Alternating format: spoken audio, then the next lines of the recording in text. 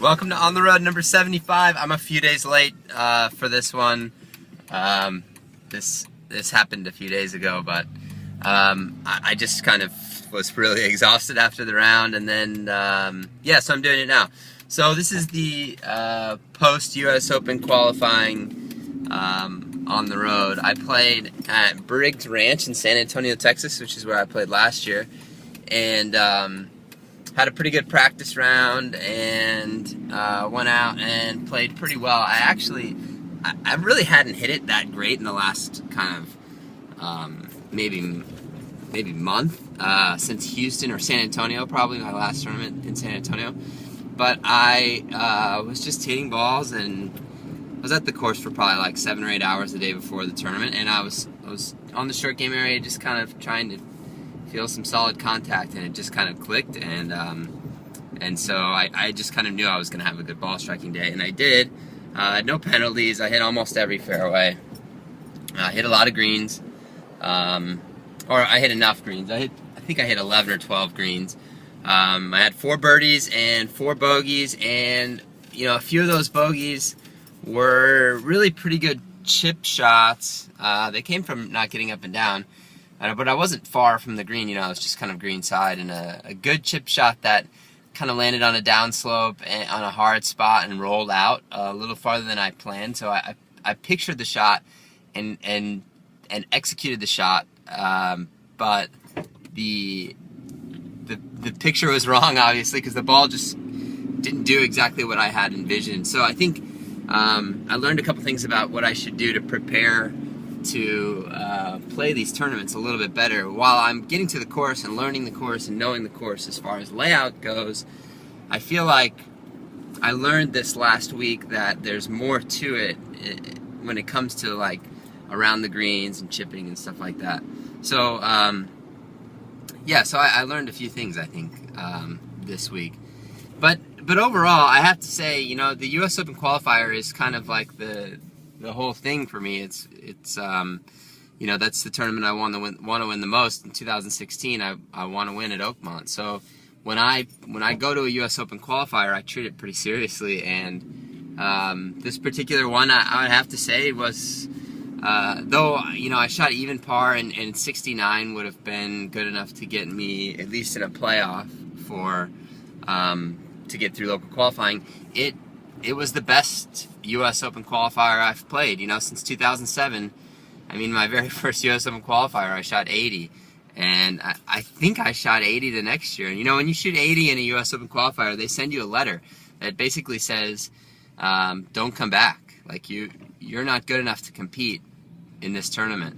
And I had to actually go play other tournaments and play good enough in those tournaments, and then send a letter to the USGA saying I am good enough, something just happened, and I shot 80. But I did it. I think I got letters either the first 2 or the first 3 years, and I used to put those letters up on my refrigerator as kind of a reminder that, like, hey, they're gonna send you another one of these if you don't do a little bit better next year. So I think in 2000, maybe 2010, I played and I shot maybe 76 or 78 or something. I'll have to look. And I didn't get a letter, and so that was kind of actually nice to not get a letter from the PGA or the USGA saying don't come back. But last year I shot 73, and this year I shot 72, and really last year was just a phenomenal scrambling day. This year I really felt like I was playing, pretty good golf, and if I had just a little bit more course knowledge, I think I would have shot a few shots better. So it's really been a great spring. All of the short game work I've been doing has been really helpful.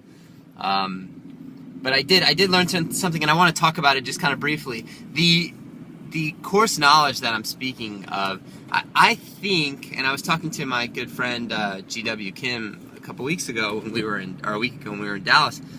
I really truly believe that the best players on the PGA Tour are really good at adjusting. They're really good at saying, okay, I'm in Texas, and this is how this course is going to respond, and they figure it out really quickly, whether they've played just a ton of rounds and this is why they're good at adjusting, or they're their caddies help them, or whatever it is. I feel like without that ability, you can't shoot under par most rounds, because there are too many shots that I hit over the last couple weeks that were exactly as I planned them, and I just had poor planning.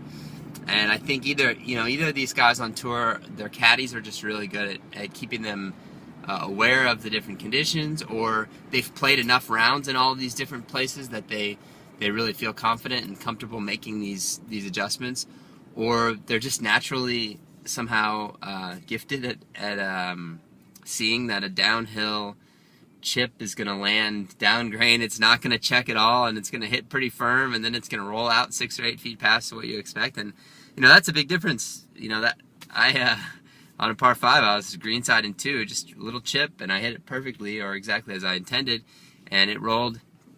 I thought, this will be within 3 feet, because with all my chipping work, I'm very confident that I'm going to be within 3 feet.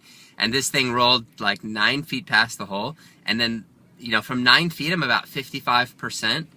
Another cool thing that I know from doing my drills, but from 9 feet, I'm about 55%. If I can get it within 6 feet, I'm about 75%. If I get it within 3 feet, obviously, I'm 100% or 98%. So, that's, if that ball doesn't go 9 feet by, if it goes 6 feet by, I've got a 75% chance of making it instead of a 55 or 60% chance of making it. So, it's a big difference, and it's something that I'm definitely going to take seriously. I've got Memphis in a couple weeks, or about 10 days.